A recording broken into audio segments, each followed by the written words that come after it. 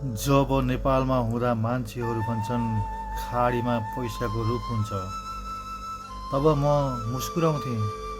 तर आज 4 महिनादेखि बोझी ऋतु बनाएर आजमानका यी चम्किला सडकहरूमा टोलाउँदा थाहा पाउँदैछु, यहाँ रुख होइन, हाम्रा सपना र स्वाभिमान जलिरहेका हुँदो रहेछन्।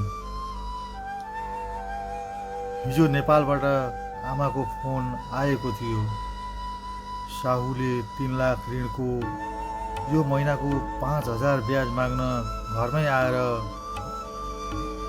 थर्काएछ। आमाले सोध्नुभयो, बाबु पैसा कहिले पठाउँछस्? मैले आमासँग झुट बोलेँ।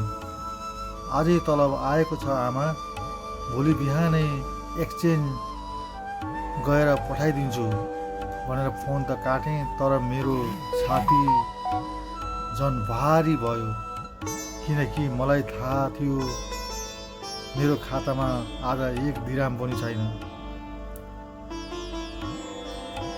आज कम्पनीका साहुसँग हात जोडेर 1 महिनाको भए पनि तलब माग्न गएको थिएँ।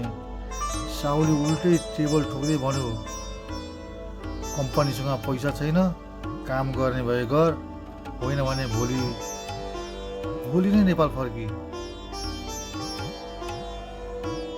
फर्क्यौँ भने टाउकोमा 3 लाख ऋण छ, बुबाको 1 रोपनी खेत र आमाको सुनको मुन्द्री बन्दकी छ।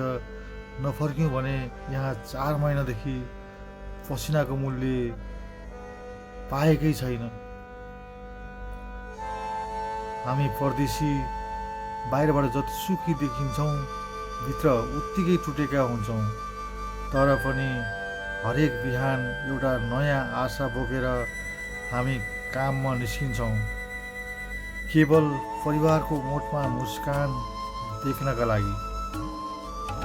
विदेशमा बस्ने सम्पूर्ण नेपाली दाजुभाइ दिदीबहिनीहरूको यो सङ्घर्षलाई सम्मान गर्न चाहन्छु, सलाम गर्न चाहन्छु। धन्यवाद।